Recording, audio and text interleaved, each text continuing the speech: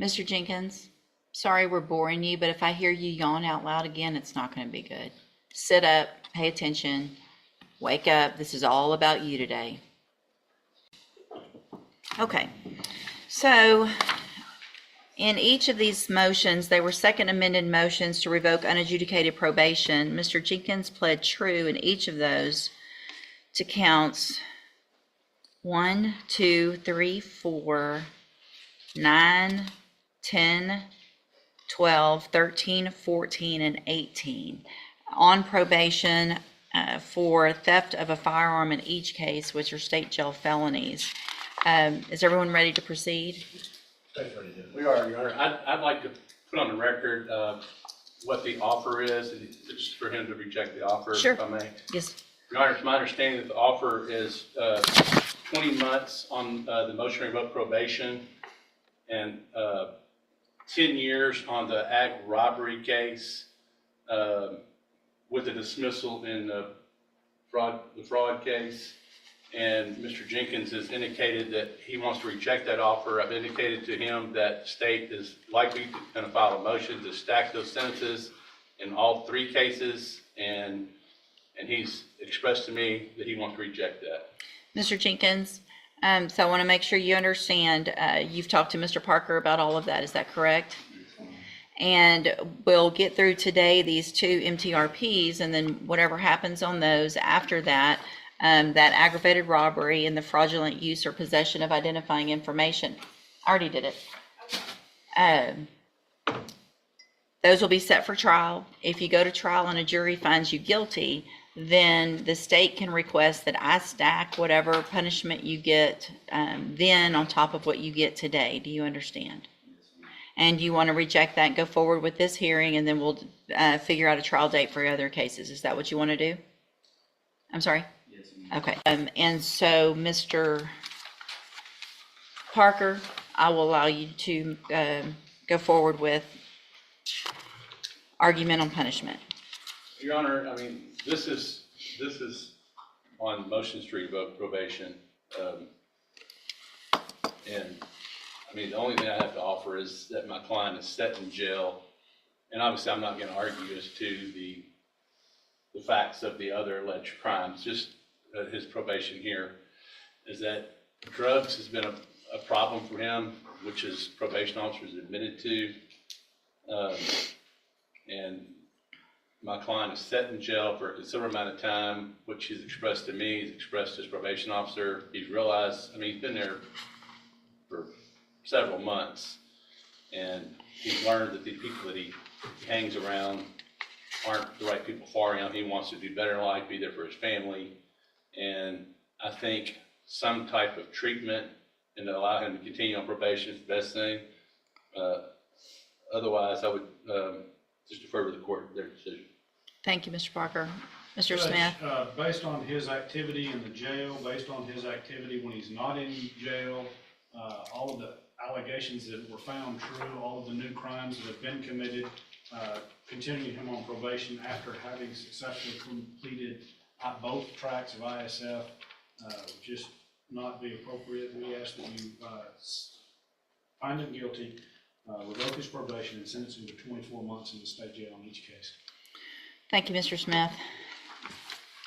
So, Mr. Jenkins, one of the things that Mr. Parker said, and that a lot of especially younger offenders come in here to say, is that they're hanging around the wrong people, and that's part of the problem. And what I typically see, and more, is that what I think you are as well, is you are the wrong person, right? I mean, nobody's forcing you to do anything, and everybody wants to do this and say that somebody else is at fault for being a complete menace in our community, running around with guns, stealing from people, being part of a group that ends up shooting someone, that terrorizes a family in the middle of the night. You didn't have to be there, so you are the bad person. My only regret here truly is that I only have 2 years to give you, and that's not going to keep you off our streets long enough. It's ridiculous that you were given the opportunities that you were given when you got this probation.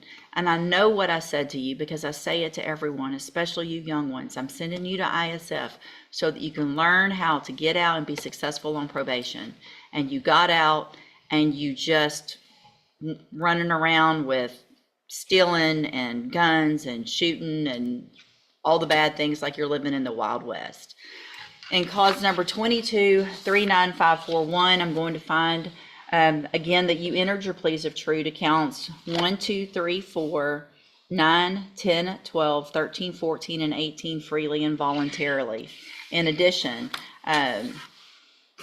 in cause number 22-39210, find that you entered those same pleas of true freely and voluntarily. In each of those cases, also make the findings that counts 5, 6, 7, 11, 15, 16, 19, and 20 are true. Find sufficient evidence at this time to find you guilty, and in cause number 22-39541, find you guilty of theft of a firearm. Sentence you to a term of 24 months in the state jail prison. You do receive credit on that sentence for any time that you've been in custody that the law gives you the right to receive. Cause number 22-39210, find sufficient evidence to find you guilty, and at this time find you guilty of theft of a firearm. Sentence you to a term of 24 months in the state jail prison. You will also receive credit on that sentence for any time that you've been in custody that the law gives you the right to receive. Give me just a second. I need a certification. Thanks. I'm going to hand you in just a minute. You'll need to sign it, and then I'll give you a copy of a document called your certification of right to appeal. You do have some rights to appeal this decision and these findings today. You can talk to Mr. Parker about that. I'm also going to hand you a written admonishment regarding your ineligibility to possess a firearm or ammunition. Because of the judgments entered against you, you are ineligible under Texas law to possess a firearm or ammunition. Possession of a firearm or ammunition could lead to charges against you. Firearm is a legal term, and you should read the written admonishment I provide you to see what devices qualify as a firearm. If you have questions about the laws that make you ineligible to possess a firearm or ammunition, or about how long that lasts, you can also talk to Mr. Parker. What we'll do now is move those two, the ag robbery and the new fraudulent use or possession of identifying information. We'll put it on one announcement docket. If it's not worked out at that point, then we'll get those set for trial as quickly as possible. What started with a yawn ended with a sentence, and a judge who wasn't mincing words. Mr. Jenkins appeared before a Texas court facing second amended motions to revoke his unadjudicated probation across 2 cases, both centered on the theft of a firearm. The state had extended an offer: 20 months on the probation revocations, 10 years on an aggravated robbery charge, with a fraud case dismissed. Jenkins rejected it. His attorney argued that drugs had been his client's downfall, that time in jail had given him clarity, and that treatment and continued probation was the better path forward. The prosecution pushed back hard, pointing to Jenkins' conduct both inside and outside of jail, new crimes committed, and the fact that he had already completed both tracks of the Intermediate Sanction Facility program and still chose this road. The judge didn't hold back. In a moment of raw judicial candor, he dismantled the classic defense narrative. You're not hanging around the wrong people. You are the wrong person. Nobody forced Jenkins to steal firearms, run with violent groups, or terrorize families in the middle of the night. The judge's only stated regret? That the law only allowed him 2 years to hand down. In both cause numbers, Jenkins was found guilty of theft of a firearm and sentenced to 24 months in state jail prison on each case, with credit for time already served. His remaining charges, aggravated robbery and fraudulent use of identifying information, are headed toward trial, where stacked sentences remain a very real possibility. This case is a masterclass in accountability and a reminder that second chances aren't infinite. If you found this case as eye-opening as we did, hit that like button, drop your thoughts in the comments, and subscribe for more real courtroom breakdowns. Because justice never gets old.